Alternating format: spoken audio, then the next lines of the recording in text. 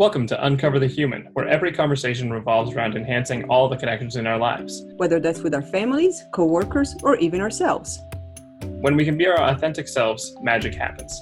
This is Alex Cullimore. And this is Cristina Amigoni. Let's dive in. This episode includes our interpretations of copyrighted works done by the Institute for Professional Excellence in Coaching, or iPEC. Hello, Cristina. Hello.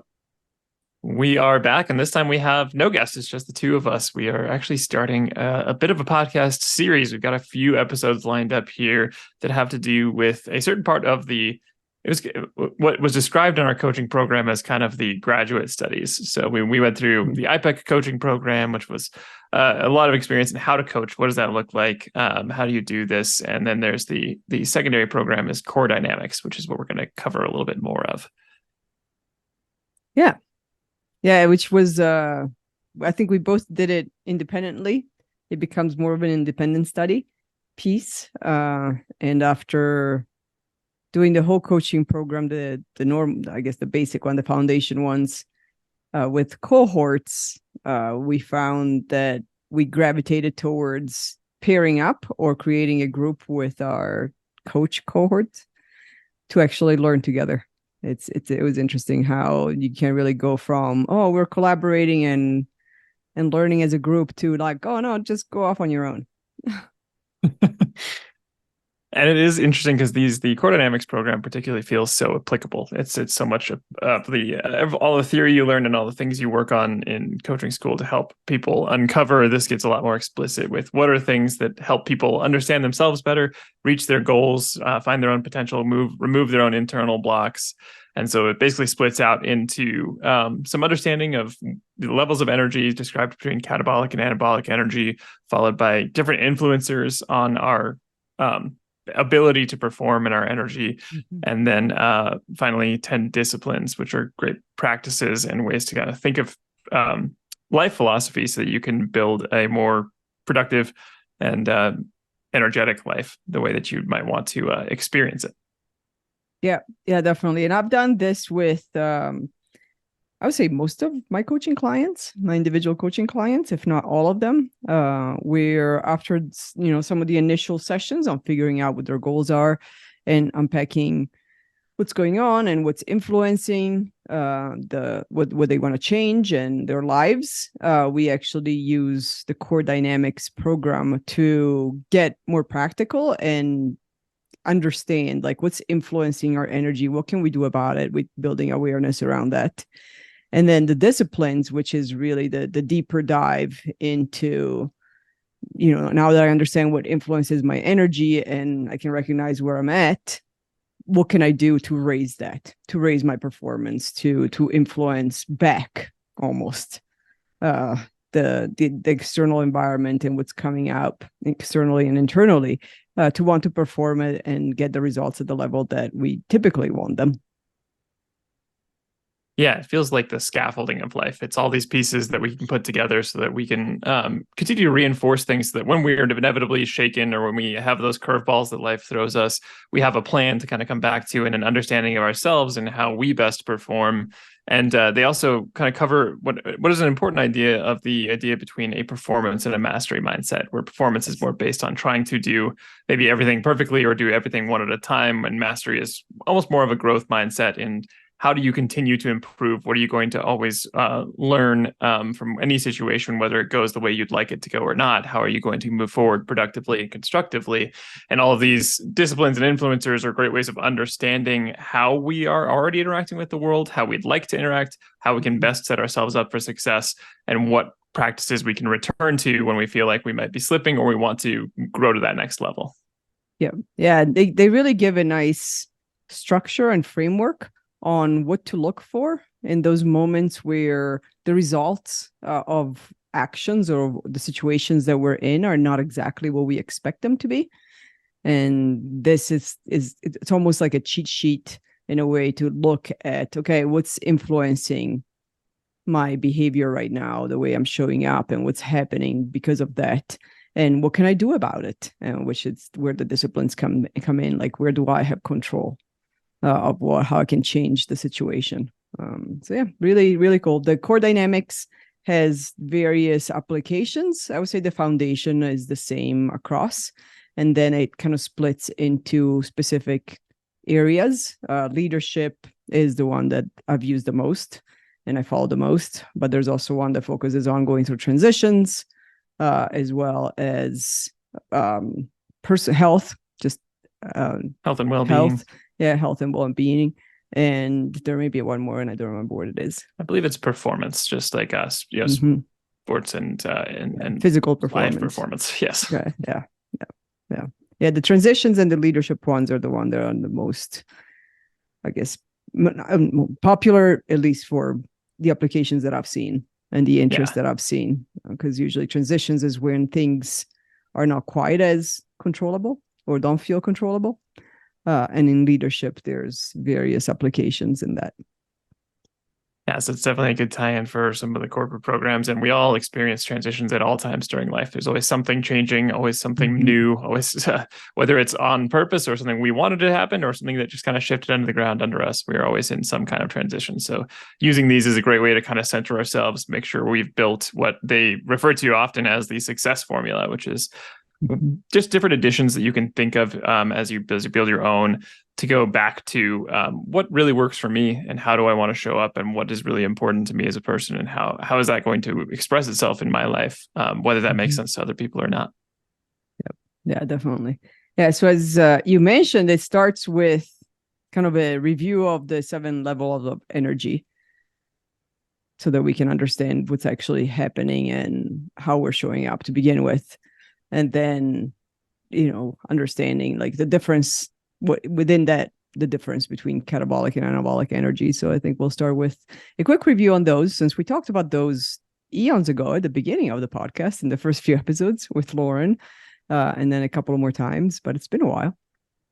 Yeah, the studies they've done on energy levels are really interesting just by themselves, and we can include some of the notes to those in the show notes. But the studies there are fascinating, and overall, the more kind of anabolic energy you can get into your life, the more satisfaction you find in your experience. And so it's kind of important to understand these so we know where we're at, where we might like to be, and what other choices might look like. So with that, let's dive into the kind of 7 levels of energy, and it starts on the catabolic end. So catabolic being energy that is more destructive, difficult to manage. It can feel like stress. It can feel like all the energy that we might experience when we're overwhelmed or angry, or that tends to be the catabolic range of things. And anabolic is a more building energy. And catabolic is important, and it's part of our experience. And we do need the ability to have this kind of more destructive breaking down energy. If you think about things like running from danger, you kind of need immediate energy at your disposal, and it doesn't really matter if you're breaking some stuff down to get there. You need it very quickly, and that's kind of the benefit of catabolic energy in our experience. And anabolic energy is more building and creating, and that can be more fun to experience at times, but it's just as important to have both, and we do need both of these. So understanding them and the fact that they will be inevitably part of our lives gives us a leg up in choosing how we want to live. Yeah. So with that, let's go start at level 1 in the catabolic range. Yeah, I actually thought of a great analogy of catabolic and anabolic energy. Dive in. What is it? So it's Hulk. If you think of Hulk, when he's Hulk, it's catabolic energy. He's destructive. He's reactive. It's all about smashing, clearing the path, which, as we know, Hulk is very much needed to save people, to save the world. And yet he gets out of hand when it's just that. And then you've got Bruce Banner, who's the anabolic energy. So he's the scientist. He sits down, he analyzes, he thinks through things, he works with others. He definitely uses more of the responding and understanding and cognitive pieces instead of the reaction, physical smashing. And if, Bruce and Hulk find the best combination in, at the end of kind of the whatever phase 4 of Avengers or phase 5, I lost track, but in Avengers Endgame, when it's Smart Hulk, so he can actually, instead of not having control over when Hulk shows up and then struggling to keep Banner going and kind of suppressing Hulk, he finds a way to realize like, oh wait, Hulk is needed, and I can actually function that way if I know when to use the Hulk power.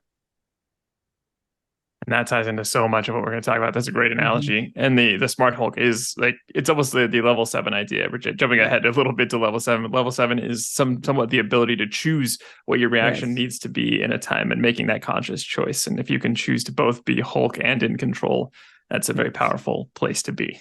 Yeah. So let's start with level 1. All right. You've got a great analogy for this one too. This is like the cave energy. This is Yes. level 1 is to describe it, I guess, in one word, it's kind of the victim energy. It's where we feel like things are out of our control and we want to kind of pull ourselves back, and we don't feel like we can affect our environment and our space. And so we want to just protect ourselves, and we pull ourselves into what Cristina usually calls the cave, where we can put posters on the wall and set up a nice glass of wine and watch Netflix. And it's where we want to be. It can feel very comfortable, and it can also feel very lonely or isolating because we tend to shut away from the world that we feel like is out of our control and not helping us. Yeah. The core of level 1, the thoughts and the feelings are everybody wins and I lose all the time.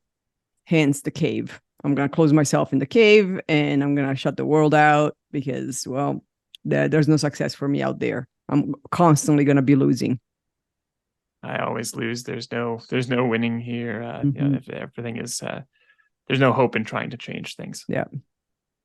Great place to stop and preserve and regain some energy when things are overwhelming and when we need to pull back and we can't interact with people. And if we live there long enough, it can be very difficult to see that there are other options and pull our head back up and find the connections we need to lift ourselves. Yeah. And then for the sake of transparency and vulnerability, level 1 is my default when things are not going well. It's like my cave is ready. I've got the keys in my pocket. The wine is ready. It has been aged, decanted, and I go straight into that. And we have when we think about energy levels, there's a great assessment out there called the ELI that will give you both your regular response on just like a normal day when things are going well, where you tend to resonate in these levels, and then your stress response. And Christina's alluding to the fact that her stress response is level 1. Mine is that as well. It's predominantly level 1 with some level 2 in there, which we'll talk about in just a second. But it makes sense for a lot of people to have kind of those level 1 and 2, which are the catabolic energy levels when they're under stress, because that's how we tend to experience stress. And if we can get ourselves out of those, all the more power we have. But that's a challenge for any human to continue to face with every new thing that will throw our energy sideways.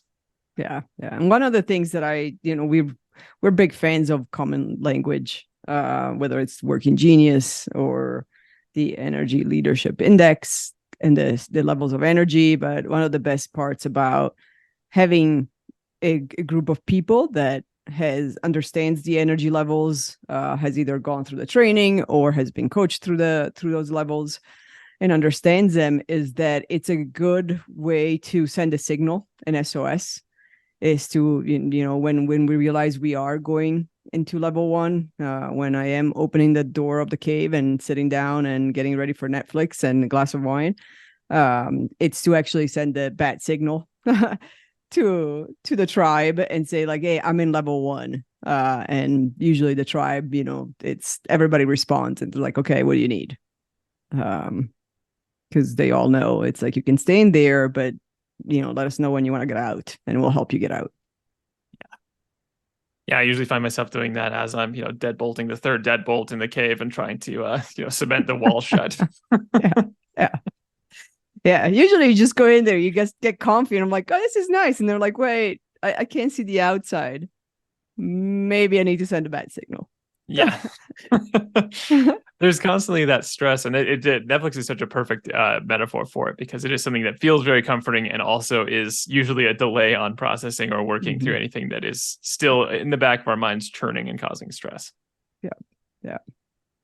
So level 2 is our first moving level. So there's actually movement in level 2. At the core, level 2 is the I win only if everybody else loses. So now there is action, which is the good thing. If we want to get out of level 1, most times we have to go through level 2. We could jump, but level 2 gets us moving. Level 2 gets us to at least open the door and turn into Hulk and really get into smashing, which also not sustainable. not sustainable. And as Brene Brown puts it, anger is a very important emotion, but a bad long-term friend. If you keep it Yes. around for a long time, it can be very destructive, but it is incredibly important to have, to note, and to use. Because when we do feel in that like victim mindset of I can't change the world, and then we start to see, wait, no, there's something that I don't like about this, that can spark us into some anger. And as long as we can constructively use that, that energy helps us move. And so that is definitely kind of the angry Hulk energy. It is the Yes. conflict-based energy. That's where we tend to see more fighting. And to your point, the I win if everybody else loses. So it's a lot about making sure that we are right and others are wrong. Yes, exactly. So get a little bit out there, but still in the cave, just opening the windows and getting ready to fight. Yeah, it's almost like the the level boxing 1 gloves is on. that flight or freeze response, whereas that level 3 is more like the fight response. Get ready for the conflict. Yep. Yeah, which brings us to level 3, which is the first anabolic level. It has a lot of influence from the catabolic energy because it is close to that. It is my least favorite level. I do not function well in level 3. I think I function worse in level 3 than in 1 and 2. I know what to do in 1 and 2, and I recognize them, and I know how to move out of them. 3 is just paralyzing for me. Yeah, 3 is like a very rationalizing energy. It's well, it is what it is. I'll just find a way to make do. I'll just it's not. You're still taking some action. That's why it becomes anabolic, and you are maybe moving forward, whereas you're not feeling as destructed. You're not holding still like you might be in the cave, but you aren't necessarily. You're more settling. You're not willing to put up or put too much energy into things. You're just going to make sure that you will be okay. You'll get through it. And they say even in coaching school, like level 3 is one of the hardest to coach to, because it's very alluring. And we can trap ourselves in this all the time of like, oh, it'll be fine. I'll just put up with this for now. And, that can be something we say for 5 years while we are in a job we didn't like, at the start of 5 years. This is the kind of thing that can get us held in place thinking that like, well, this is good enough, or that it is what it is. I can't really change it. So I'll just put up with it.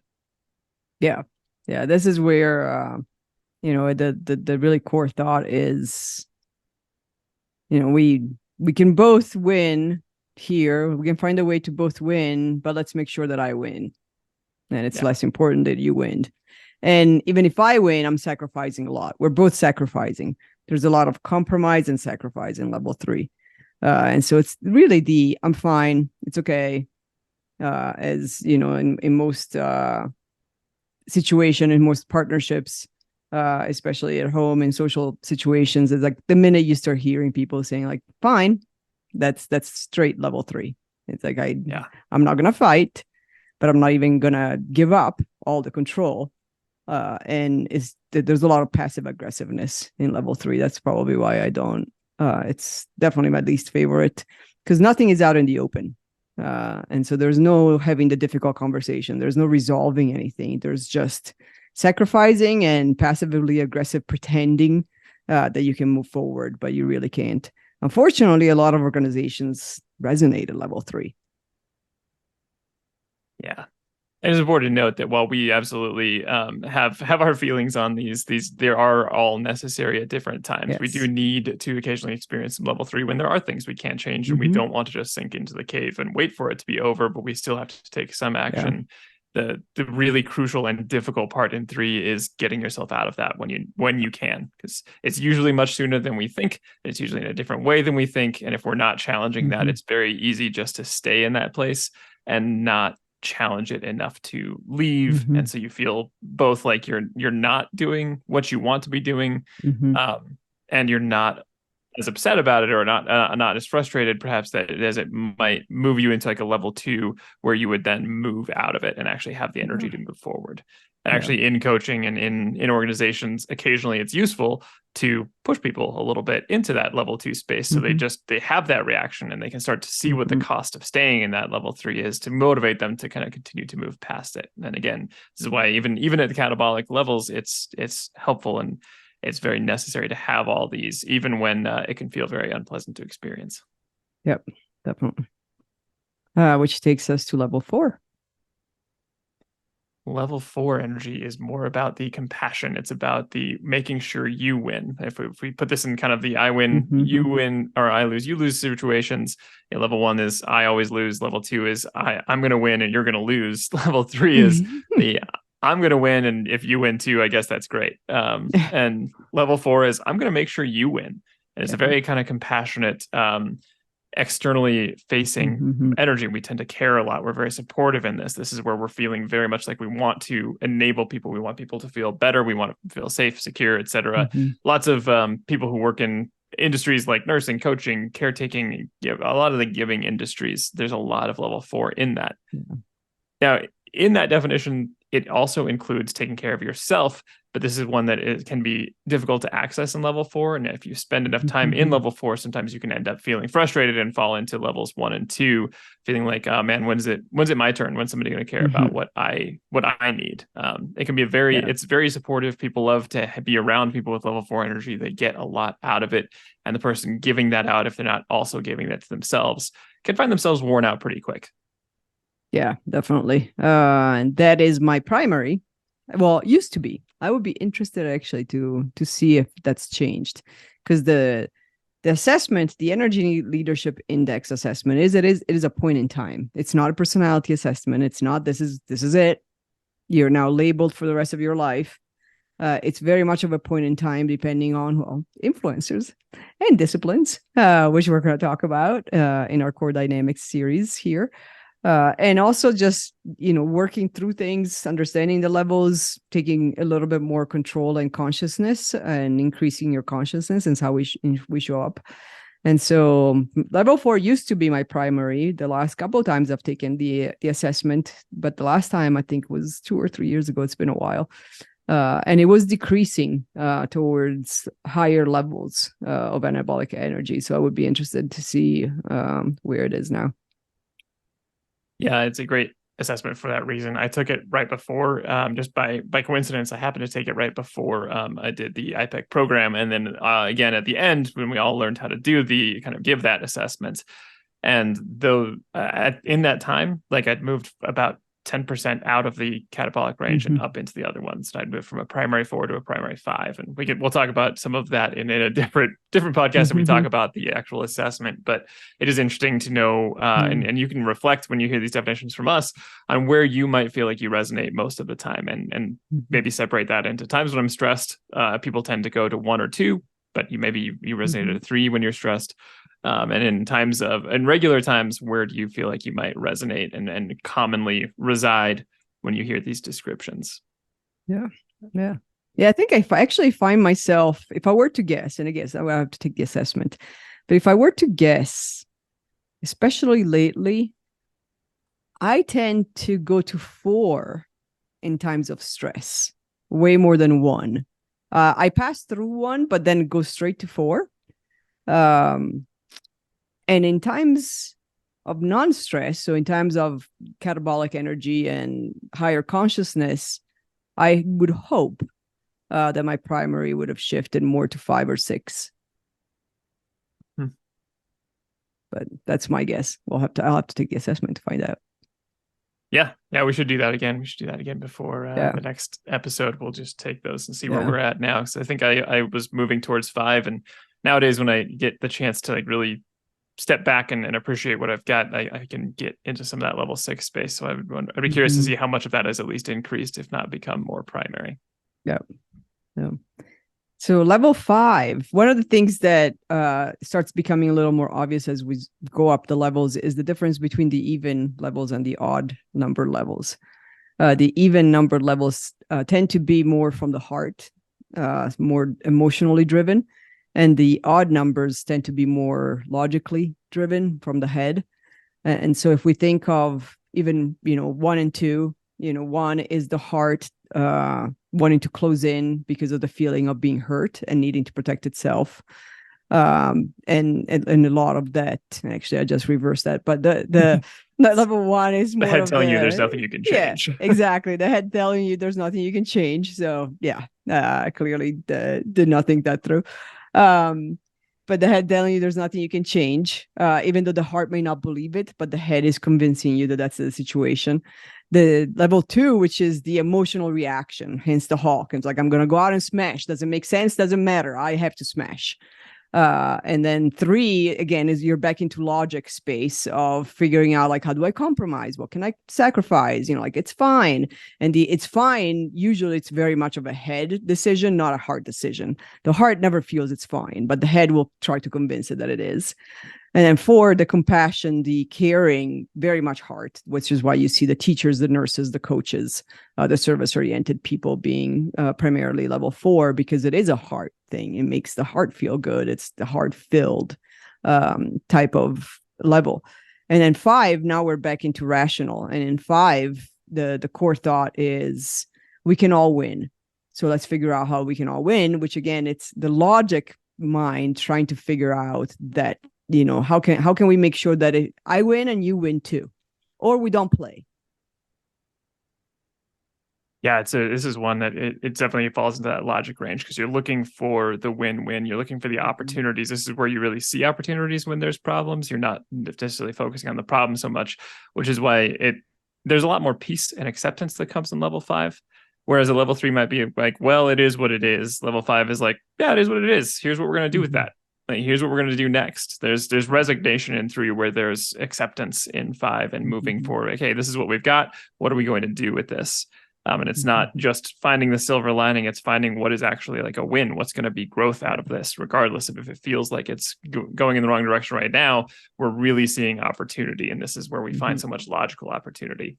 So the one that's very, and often a lot of leaders and a lot of organizations want to move towards 5. And it's very understandable. As you get into 6 and 7, they start to feel maybe somewhat more abstract, but 5 is a very understandable place to say, hey, there's opportunity and I want to go seek it. Yes. Yeah. Level 5 is very much of the collaboration. Let's come together and figure this out, more than the compromise of level 3, which is, well, you sacrifice this and I sacrifice that, and we can meet in the middle.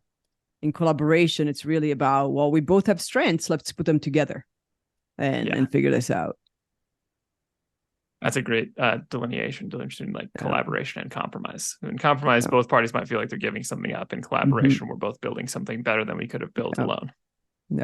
Yeah. So it's a great one for organizations. That's really where innovation can happen, when things move forward, when there's really true consideration of all the angles and all the people involved. And it is that the whole is greater than the sum of the parts is really level 5.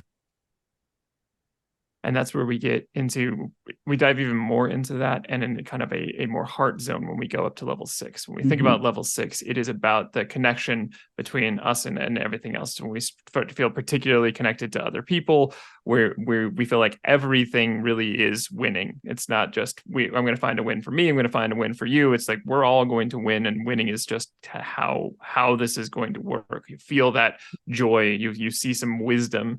Where in level 5, you might find all these opportunities. In level 6, you might start to see the connection towards what this is building on a larger scale, what this really means kind of to us on an almost intangible level. And in the levels where we can't logically say, exactly point out, this is why this is a win, but we know that it is, we know that it's building.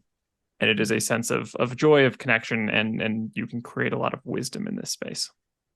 Yeah, it's very much of those moments where you have the epiphanies, and you see the connections between everything, and you just know it's going to work, because there is no other side. There's no other side. There's no it's working or it doesn't work. It's going to work.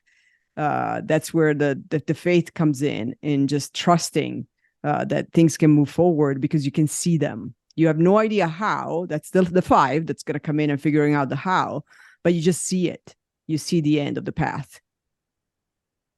And level 6 can sometimes be described as a lot of flow. It is where you really just feel that flow, and you are really moving in intuition. A lot of the time, you feel that intuition. Level 5, you're solving problems actively, and you're finding the logical reasons for these, and it's very, very helpful. And then in level 6, you start to just see, like, you start to notice where you want to be moving before you can logically define it. Yeah, definitely. Yeah, which gets us to 7. 7 is almost the most difficult one to explain, because it's very high anabolic to the point where, some of the explanations are there's no winning or losing, there just is. There's just existence. And also it's not one where we resonate and experience very often. We just have those, really high moment of feeling connected to everything around us, and realizing that there is no separation, really. We're in that almost like Einstein energy. If we're all energy in level 7, we are the energy. We're not just part of it, or we're not a component of it. Like, we are the energy. It's when, like Simon Sinek talks about passion. It's not an outcome; it is a feeling. Like, this is where we are absolutely in passion. We have no judgment left. There's a lot of studies on the idea that judgment is basically the antithesis of satisfaction in life. And if we think about all 7 of these levels in terms of levels of judgment, you can see how much heavier it is in levels 1 and 2. In level 1, you're judging yourself and you don't feel like you can do anything, and there's no hope. In level 2, you're judging other people and finding them lacking. You're finding other situations lacking. In level 3, you tend to judge your situation without feeling like you can do much about it. In level 4, you're still judging other people. You might have a much more compassionate angle, but it can come across sometimes as like almost having pity on people, or maybe they can't do it themselves. And that judgment is still there, even if it is still much more productive and you don't feel, upset or trying to cast negative judgments on people. You're still casting a judgment. And in level 5, you tend to be judging opportunities and figuring out what's going on there. In level 6, you're just judging overall situations. In level 7, you don't even have judgment left. I mean, at this point,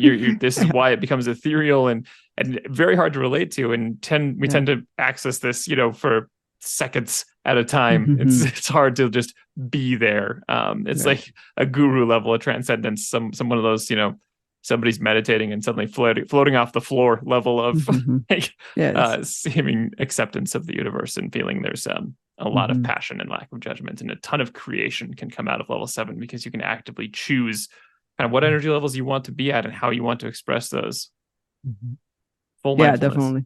Yeah. Mindfulness helps with resonating and accessing it a lot more. Meditation. I mean, people that meditate on a daily basis or make meditation a practice could definitely resonate that more, because during meditation, it's probably an easier space to be in for level 7. And level 7 is what's needed for the mastery of COR Dynamics. And it becomes an interesting game of mindfulness when you know these, and you can kind of label where you might be feeling, because it also gives you a chance to think about what you might do if you were feeling something else. A common coaching question, once you can kind of establish that shared language of the levels, is like, okay, so it sounds like you're feeling a lot of like level 3 about this certain situation. What might a level 5 response look like? And it forces us to think about, well, if I was going to go into that non-judgment, or if I was going to look for those opportunities, what would I see? And it can be a great just mental shift, and it can put us into those other levels of energy. And that's why all of these assessments and any level of energy is always for just a moment in time. That can be derailed by all of the influencers, which brings us to our next section. Yes. Yeah. So there are 6 influencers, and each of them are either external or internal. Some of them are more internal than external. Some are a little bit of both. But it's a very interesting awareness piece to understand what the influencers are, because once we get a grasp on them, what I found going through the influencers and also coaching others on the influencers is you can quickly establish what's happened in the situation, what caused either how you showed up, and if you have enough awareness and enough of the disciplines, you can then almost prevent the reaction, because you recognize the influencers, and then you anticipate what your reaction may be if you go on autopilot, and you stop it. It's also a great way to recognize what was going on and apologize for any reactions that were not intended, and hurt that might have been caused by that. So the 6 ones are spiritual, emotional, mental, physical, social, and environmental. I lost the third one, the fourth one. I was like, I know the other 3. I can remember the order, but yes, physical, social, environmental. We'll talk about a little bit of each of these, but I love what you said about the influencers being a way of understanding, and you understand what happened in almost a post-mortem sense. It also can help you set expectations if you understand what influencers are at bay. Like if you imagine like you're prepping for giving a big speech, and then the night before you come down with food poisoning and you're still feeling very weak and dehydrated or something as you're stumbling onto that stage, it would be a little bit unfair to yourself to expect like this is going to be my best blowout performance when there's going to be a necessary influence of the fact that you're dehydrated, lost your electrolytes, and feeling a little wobbly still. So understanding influencers like those can be helpful. And so this helps categorize those so we can both set ourselves up for success and know what's going to be possible given what we're walking into. Yeah. At the core, which we keep using that word, but it is COR.E Dynamics after all. At the core of understanding the influencers is really wanting to understand what situations in the 6 influencers realms allow us to perform at our best. And once we know that, that's when we can either shift the situation if it's in our control, or modify how we show up and what our expectations are because of the influencers that we can't control. And so as we walk through these, some of the more obvious ones will become clear, like environmental. In our series in this, we're going to dive into all of these and do a little coaching for each other around this and talk about how these can be used. So we'll get much more in depth with those, but you can start to think even now about how these show up in your life and how you might want to choose these differently. So let's start with the most abstract one, and yet the most powerful one, I think, once you start to understand it: spiritual influencer. Yes. And spiritual influencer, it does not equal religious. So we're not talking about any religion affiliations or belief or faith. From the spiritual one refers to our own internal connection to what matters to us. So think of our own mission, our own core values, our vision, what drives us to perform the best, what's really in our heart. And one of my favorite questions is, what's your legacy? Like if people were to describe what you have left or what you are leaving in the world during your life, what is that? Like, what's the impact that you're making into the world and to the people around you? So it's really at the core of what motivates you is to be you. That's a great way of describing it. That's much more succinct than the rambling path I would probably have taken in describing this one, because that is exactly it. It is you, and it is about being you. It is, we so often describe ourselves by like our job, but this is about you. This is who you as an individual, outside of your title, outside of your current role, outside of anything that you care about, as a one-off activity or a specific angle of your life. It is who you are at the whole, at the core. Purpose, the mission, the values, everything that drives you, not drives you, because society says this is a good thing to care about or not, but what specifically drives you. Yes. And you can ramble when we actually have a whole episode on that, which will be the next one. So this one is this is a great one to just know more about yourself. And when you can feel when spiritual influencers are out of alignment, maybe you're in a situation like a job or something that's challenging your values, or it's not helping you achieve a mission that's really important to you, or your vision for what your life is going to be like. Those can be detractors. When you find yourself in places where it isn't more in alignment, it can be a huge boost to your energy. This can influence your energy in a positive way. It can move towards more anabolic, and all of the influencers can move in both directions. So just as examples of the spiritual one, if you lose that alignment, you can feel like you're losing energy in that struggle to get back to that. And if you have alignment, that can give you energy to deliver on whatever you're currently performing. Yeah. The next one is mental. So that's definitely more cerebral, as the word says. It is mental. So this is where you're looking at concentration, focus, alertness. So what are those things? Like, what influences your focus? What influences when you are able to concentrate and when you're not? How can you be more in tune with when you're alert, your mind is alert, and when it's less alert? And so that's the diving deeper into more of the practical and the tactical, like how does my mind perform at the best and what detracts from that performance? Yeah. This is where it helps to know ourselves, our mental easy biases. I mean, things like, availability bias, recency bias, all the little cognitive biases we have play into this kind of mental area. There's things that we just commonly move towards. And the more we know about, situations in which we can give our attention and focus versus not, the better off we are. It can be things like just understanding what kind of time you might need to accomplish a certain type of task, or how is your focus going to be changed, or if you have something that's pulling on your focus. This is why it's important to know these, because there's always going to be parts of our life that are distracting us from, say, work or whatever else. And so knowing that is a pull on our focus allows us to change and decide more consciously, are we going to let this influence right now, and what can we do about it? Yeah. And all of these influencers are not separate from each other. They do all influence each other. They don't just influence us, they also influence each other. So we'll look at some of those ties as well. But it's important to know that these are not, you just don't separate them. They're not in silos. They're actually one big pot of chaos that we need to unravel. Yeah. Like, imagine being hangry. Hangry is like a physical-ish sensation, but it affects our mental ability. Like, exactly. These are all influencing. Yes. Yeah. So then we have emotional. Yes, emotional influencer. Yes. So this is things like responding instead of reacting, understanding our own emotions. How are we going to express them? How much control do we have over them? And not in trying to, tamp them down, but in knowing how well they influence us and whether we need to express that right now, and what might be a constructive way to express things when we're feeling upset or when we're feeling joy.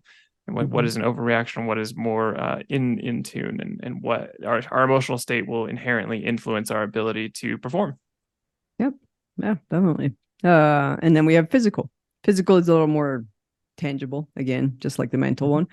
The physical is, things like sleep, nutrition, working out, spending time outside. So anything that's physical, like what's going on with our physical body at the moment that's influencing our ability to perform at our best. Yeah. Have we had enough sleep? We'll probably perform better. Have we not had any sleep? We might be a little bit more on edge. Exactly. Yeah.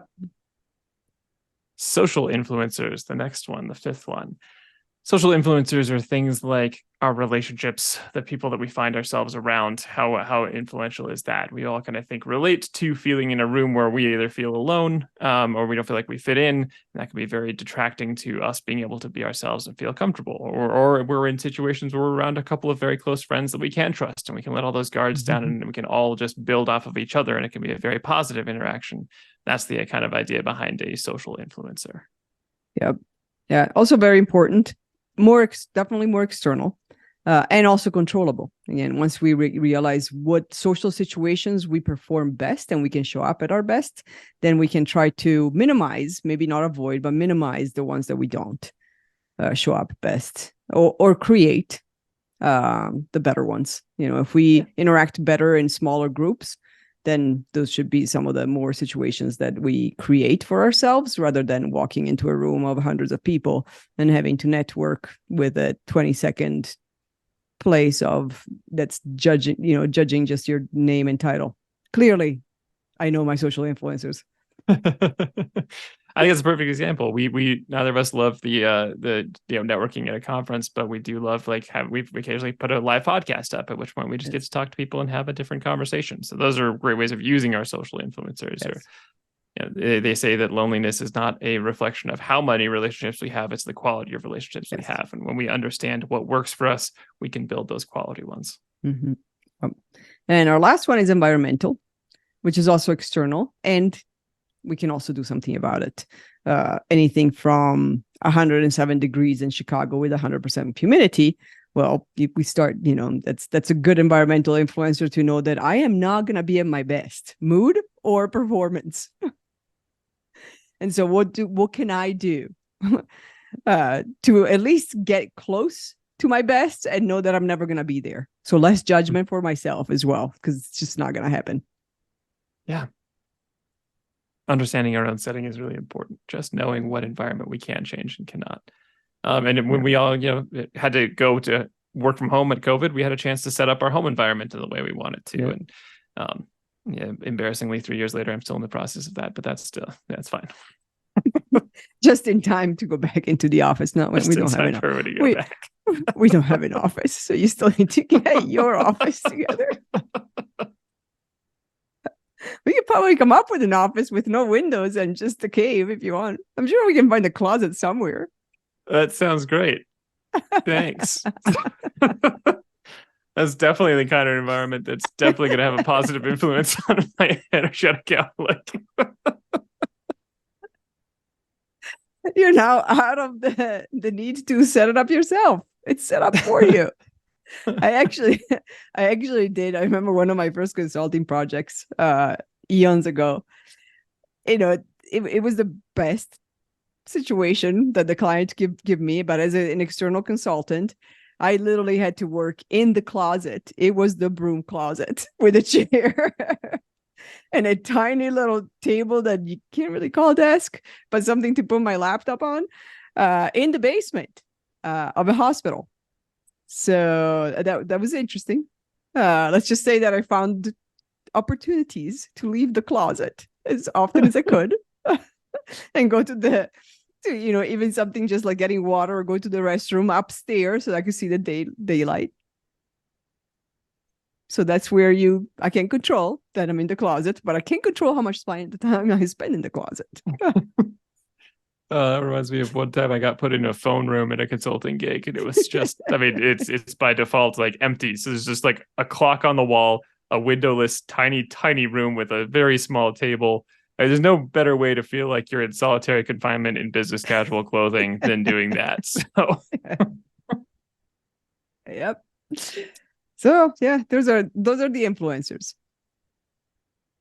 So that brings us to, those are influencers so we can understand what might be pulling our energies up or down and affecting our ability to perform at levels we'd like to perform at. And that gives us a leg up on choosing what we would like to do about that. So we might enhance our own energy in any of those 6 dimensions.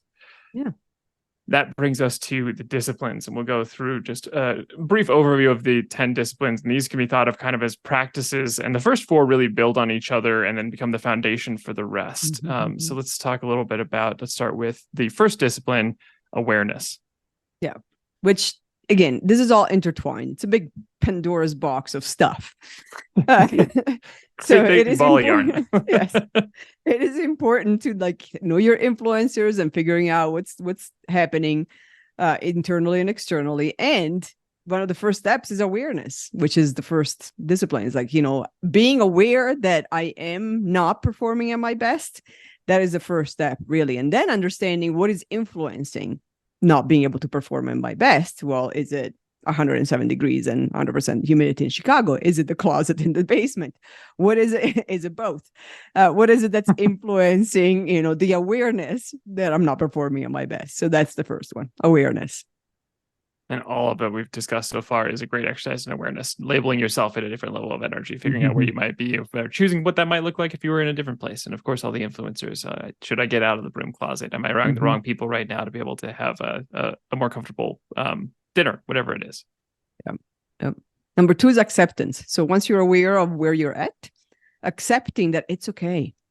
It's okay to be offended in whatever just happened. It's okay. It's okay to feel hurt. It's okay to feel frustrated. It's okay to feel joy when it's that kind of situation. And so the acceptance of understanding where I'm at and accepting that it's perfectly fine to feel that way, to be in that situation, to be reacting or wanting to react to that. That's the second one. Yeah, this is like radical acceptance, the acceptance to the point of this is what it is, and that gives you a leg up on choosing what you want to do next. It's not saying you have to stay there, and you can make a different choice, but having that acceptance releases the judgment of everything that might have led to getting there, judgment of the past, judgment of the present, judgment of what the future might look like because of this. Like letting go of those things and accepting what is, so we can make a more informed choice of what we want to do next. Which brings us right to our third discipline, conscious choice.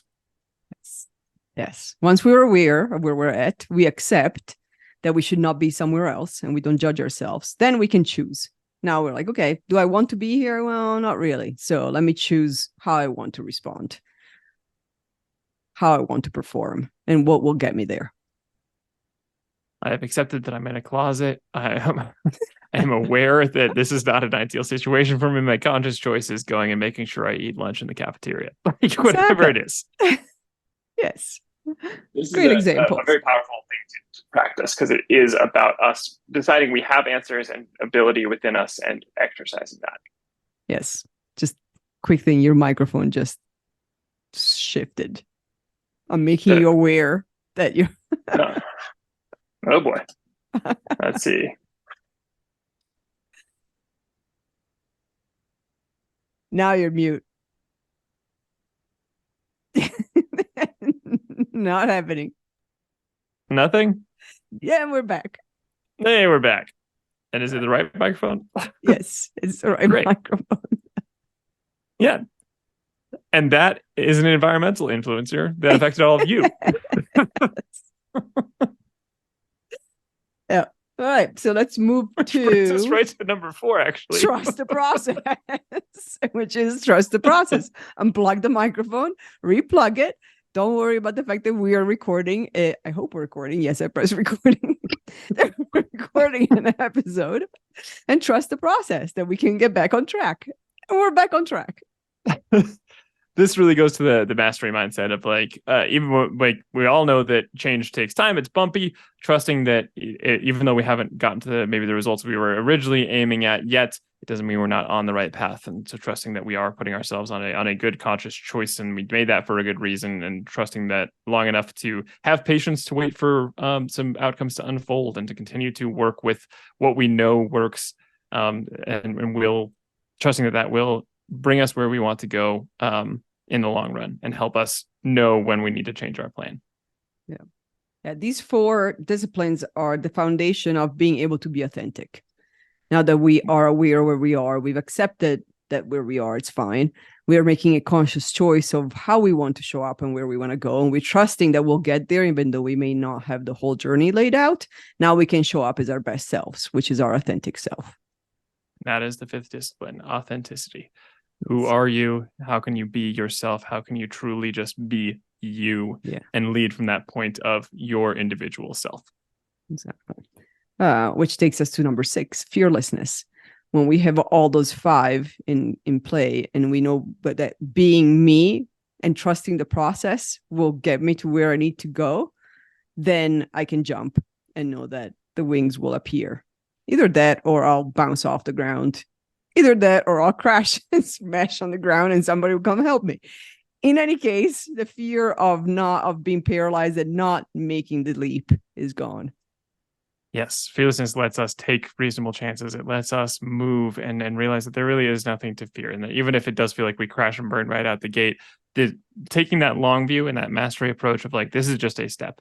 And we, even if we crashed and burned, what else are we going to pick up from this? What are we going to understand from this? And there's nothing really to be feared in getting up and trying again. And I'm glad I did it the first time, and understanding there's natural cycles that go up and down, and still making our choice to move forward. Mm-hmm. Yeah.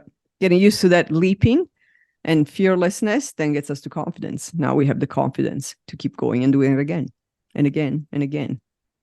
And that is our 7th discipline, confidence. So getting into knowing yourself and feeling confident that whatever, and this means confidence without outcome. It's not confidence that this is going to be exactly how I want it to be, or confidence that because I've already won once, I can win again. Mm-hmm. It's confidence in ourselves, knowing that we are enough to take on the challenges that will happen regardless, and the things we can't see coming, and the things we will be disappointed by in the short term, the confidence that we are the right person to continue going.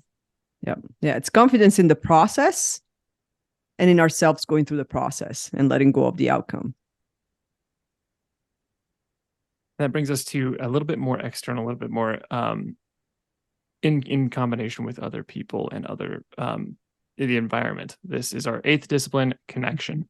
This is when we start to feel flow. We're connected to ourselves. We're connected to the people around us. We're connected to the environment, when we're really trained to understand where we are, what this feels like, and the interdependence of our pasts, our presents, our futures. Where are we going to go from here?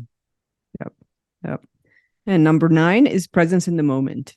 So when we have the connection, we're in the fearlessness, we are authentic. That's when we can let go of thinking of what's next and trying to control it, and we can truly be in the moments. It's that mindfulness. It's like, how can I be present, and how is this moment? It's very Eckhart Tolle.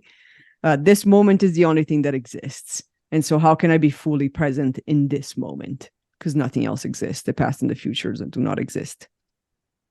That means accepting all of the current influencers, accepting all the current connections, and choosing what we're going to do about any of these and how we would like this to go forward, and knowing that we can really only make that choice right now in the present moment.